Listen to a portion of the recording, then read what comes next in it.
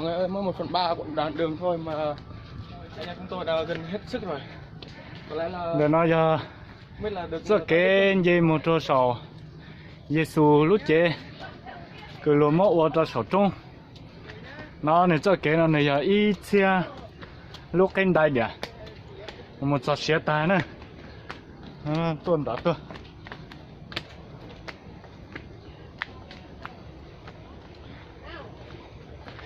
cái này chỉ tất tận dây một sổ trung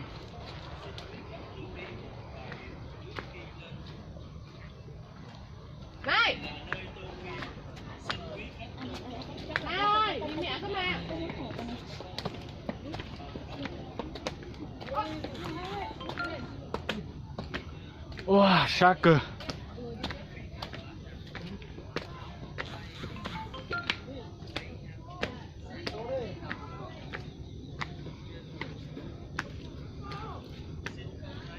mới có 250 à?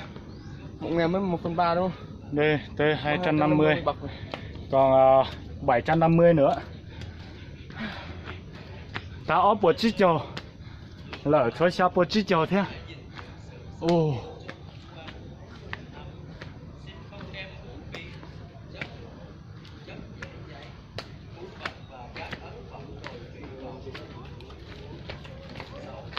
xin vui lòng không biểu lộ tình cảm nam nữ tại nơi đây và không thực hiện những hình thức mê tín dị đoan coi bói. lúc bắt đầu sổ nó thì cho luôn gạo luôn rồi tôi sao tới xin nữ hay lên đó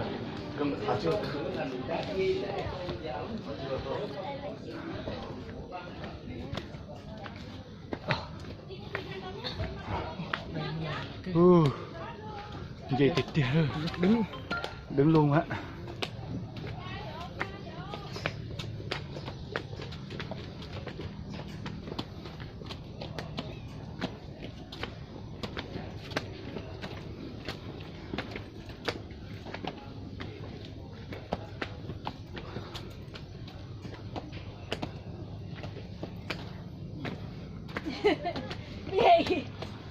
lên này tập thể dục hai rồi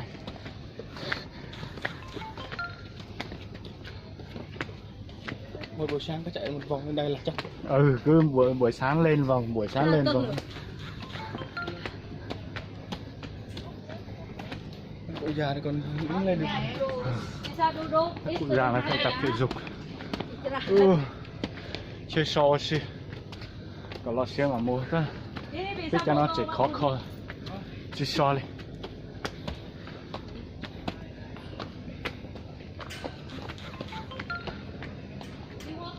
nóng rồi đó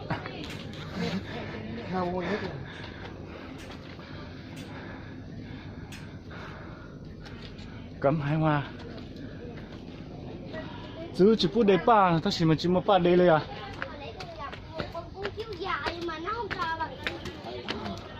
Uống nhiều tí con. Cảm ơn anh. Đi mẹ. Không đi kế hoạch đâu. 450. nó này lâu buổi chiếc chiều có chín buổi chiếc chiều thế 800. Cần 900. 800 mấy. Đi nửa đoạn đường rồi mẹ. Nữa hả? Mấy cái nửa. chưa được nữa đâu Chưa hả? nhàn mà bậc ha, 1000 bậc ha. Kèo vũ vậy hả? Ở dưới có thang rồi thì con mệt rồi hả mẹ? Mệt không? Mệt không? Đi mình nghỉ rồi mình đi mà lên tới đây nghỉ. Hết mồ hôi.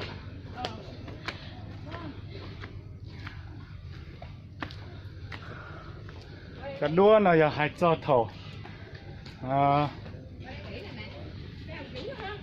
và chú là hơi chỉ lo tôi lấy bỏ nó xuống tròn đu nè nữa chỉ là dùng gì nè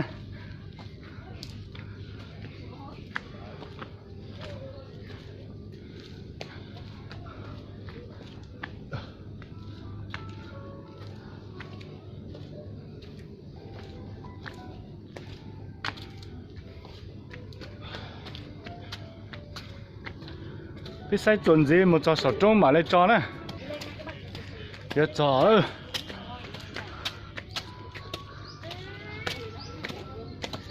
ướt hết áo rồi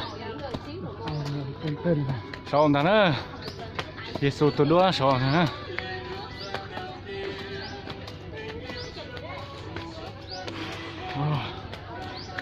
trâu bò chích trâu ha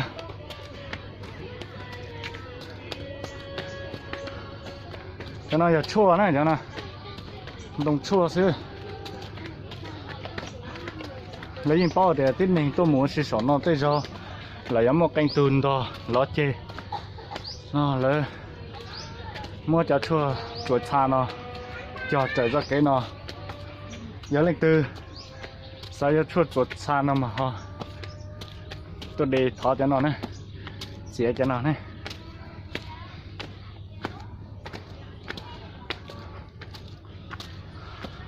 không tay ưa hết áo rồi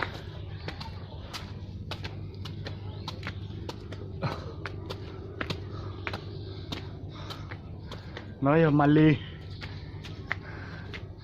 ôi dù Chúa Giêsu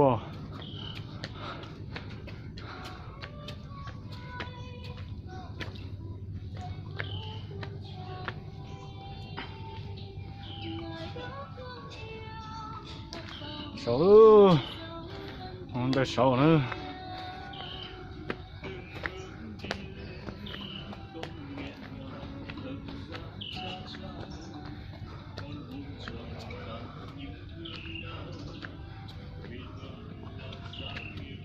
con đã sổ là sổ hết à thật sự là Giêsu Kitô ở tuổi mua cái lú nữa nè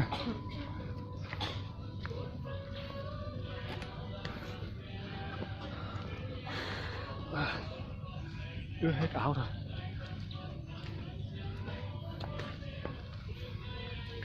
lần đầu tiên đi thăm tượng đài Chúa Giêsu này để chụp lấy cái hình đi về kỷ niệm đời con đời cháu hả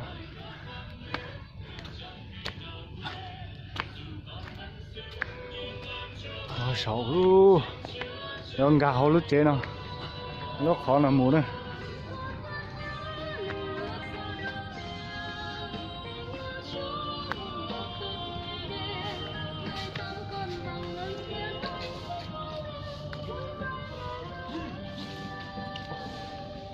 ô tập họ lòi hơn rồi súng ngày xưa bắn máy bay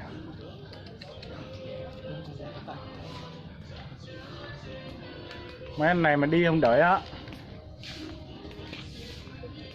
bắt đèn taxi giờ nhá Đâu cạn đi một mình, mấy người không biết đi đâu hết á. đi leo đây Em chưa? Chưa, giờ chuẩn bị mới vòng từ đó vô đây. bỏ giày bỏ dép đây nè Bỏ nón lại đi anh ơi. Để đó đi. cho nó lấy cọt lên khâu lên mỏ tí xì gà nó sỏ nữa này thì một sát xì hả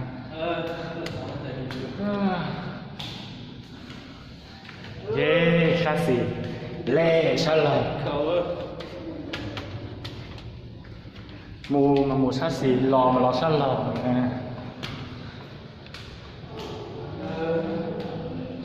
nó cả kia Giêsu lúc chế nè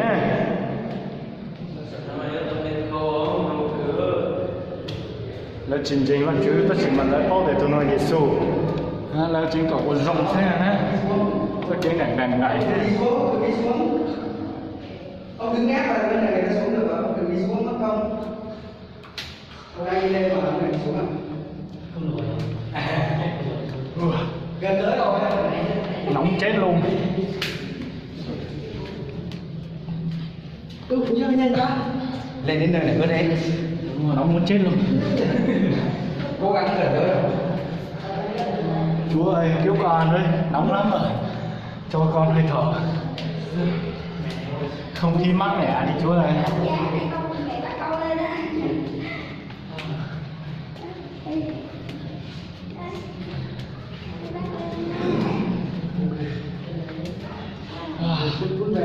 nóng quá à em bé ơi Nóng một xí thôi. Cô áo lên mắt liền á Dạ, mắt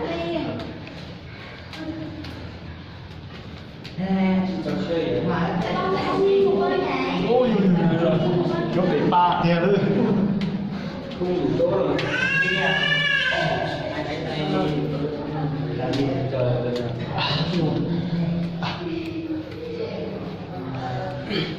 Ôi, chỉ đưa cho một lần nữa. Chỉ tê nữa.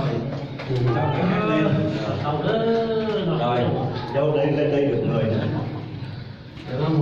Rồi xuống cho người khác lên. Cờ kìa nữa.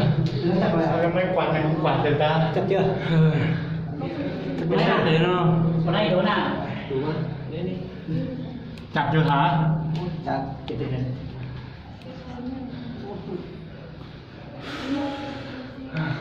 Nhà con chú